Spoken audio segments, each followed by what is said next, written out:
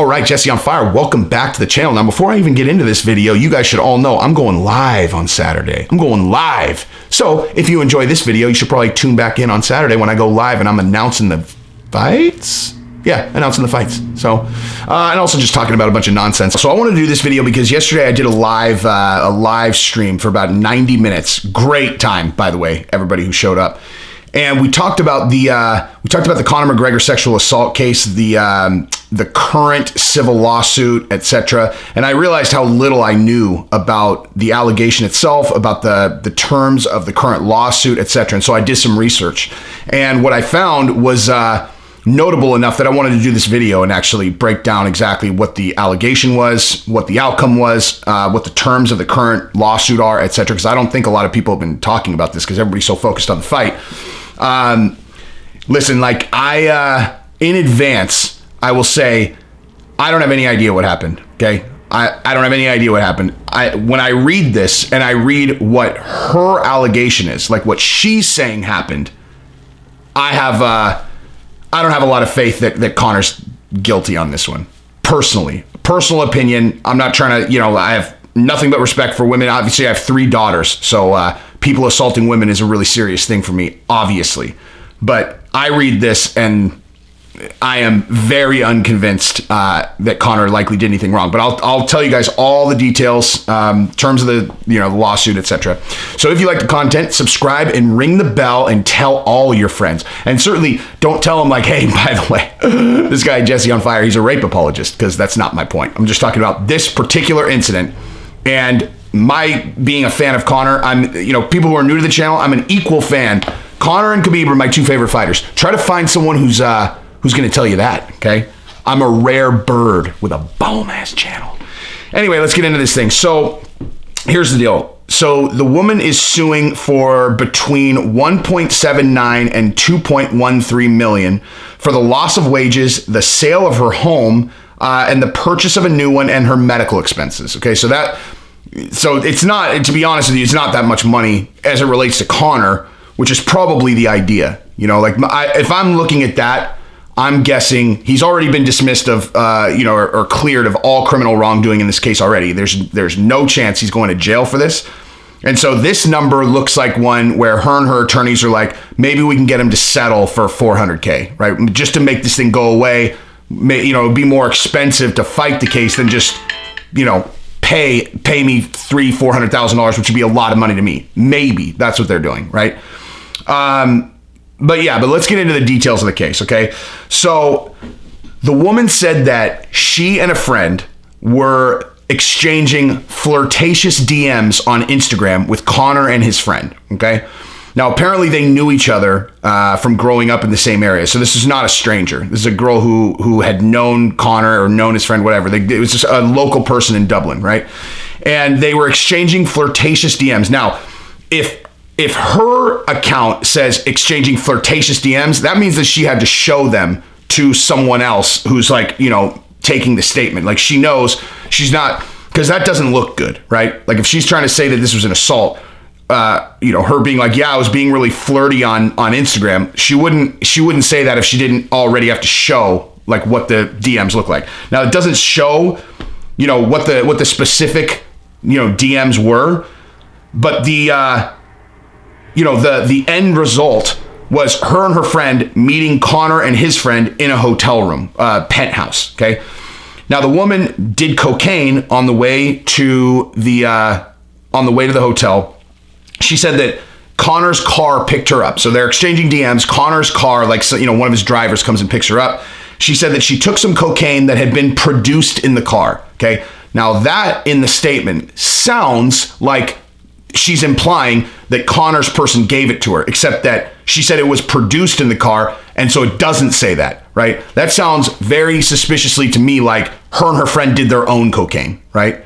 Because if Conor's person gave her blow, that would certainly bolster her case. And so the way that's worded to me sounds like it was produced in the car because it was my friend's blow and we did it, right?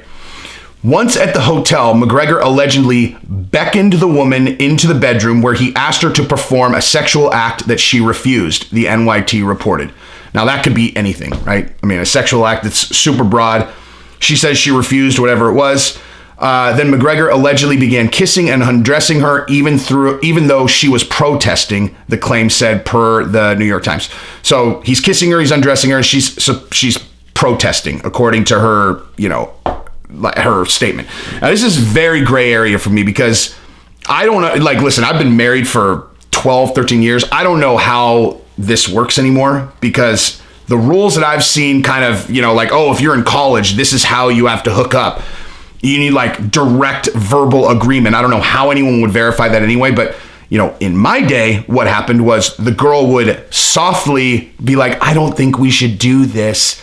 And and she knows what she's actually saying is, I'm not a whore that does this all the time. Okay. Like I have to put up a little bit of a fight so that you respect me afterward. Not like a fight, not a fight. That's a bad word. But I have to I have to look like there's some kind of hurdle for me to overcome for me to do this. Otherwise, you're just going to think I'm a whore afterwards. Okay. So I don't know if that's what happened here, but bottom line I'm saying is this could still totally be true. Like in current state, her saying, no, we shouldn't do this. That could be a hard stop as far as the world is concerned now. I mean, again, I have no idea. So I'm not questioning her story here yet. She stopped fighting against the athlete after he picked her up by the neck. She says she stopped fighting after he picked her up by the neck 3 times and wrapped his arm around her neck. And while strangling her said, this is what I felt like in the octagon. I had to tap 3 times after she had told him to stop 3 times. So what she's saying is that he basically choked her and she was begging him to stop. And his response was, oh, this is what I felt like in the octagon. I had to tap 3 times. Now, I'm going to go ahead and stop right there because that sounds very suspicious to me. That's just bizarre, right? Why would Conor bring up a time that he lost a fight at a moment like that? That's just weird, right? Again, I will say I have a really hard time believing that Conor would violently assault a girl. But that part of the story is really weird to me. This is what I felt like. I had to tap 3 times in the octagon. Why would you go back to a fight that you lost? I mean, that's just, I don't know. That sounds super weird. She stopped fighting against the athlete, and then McGregor allegedly raped her, according to the claim. The woman then fell asleep and woke up in the evening. So it was super late night, right? She's there early morning, they haven't slept. She's doing blow. She falls asleep. So this happens. So whatever encounter happens. And afterwards, after he choked her and said, this is how I felt in the octagon, I had to tap 3 times, then raped her. Then what she did afterwards was she was like, all right, well, I guess I'm just going to get some rest. And she went to sleep. Okay, so she went to sleep in his hotel room and woke up in the evening. This is what she says, okay? McGregor's friend then gave her a drink, and the woman said she lost memory after that, besides being in a taxi home sometime later. Police later told her that McGregor's friend said he had sex with her, the claim says, per the NYT. She says she did not consent. When she arrived home, the woman's mother called an ambulance and she was given a sexual assault exam, which found that she had bruising and abrasions on her body. But then the rape allegation was reported a month later. So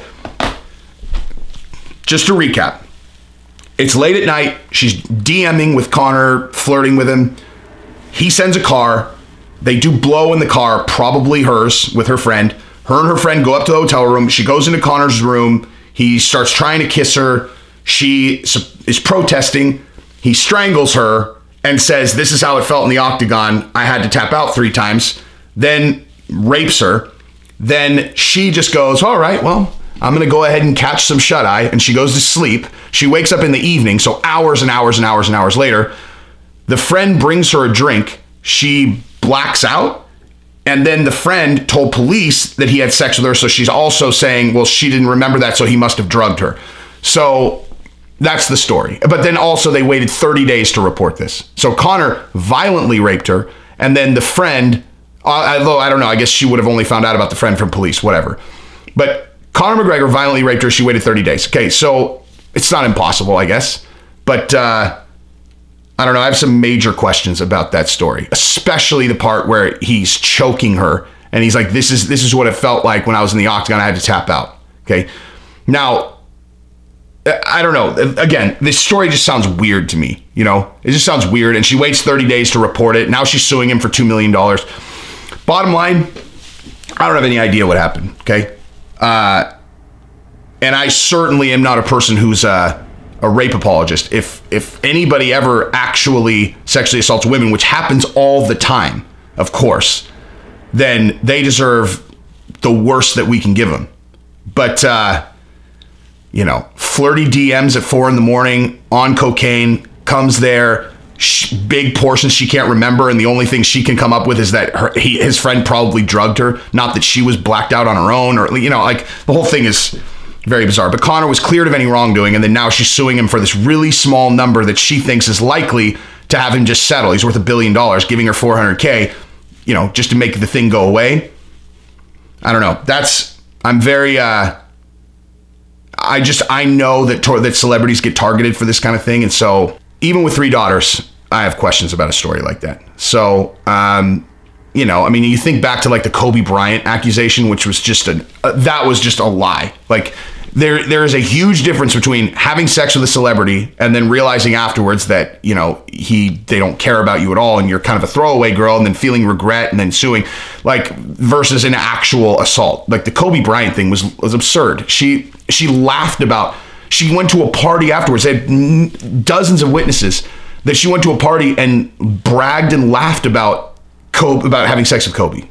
And then she filed a suit against him and she got a bunch of money, right? Like, the second that I hear from 10 people that she laughed and bragged about it, her assault charge is out the window as far as I'm concerned. But Kobe wanted to make it go away, so he paid. So I think this woman is likely thinking the same type of thing. She's like, well, I already have history of this accusation, so maybe we can get some money out of him. I don't know, though, but who knows? Anyway, that is what I've got. So subscribe to the channel, ring the bell, and tell your friends.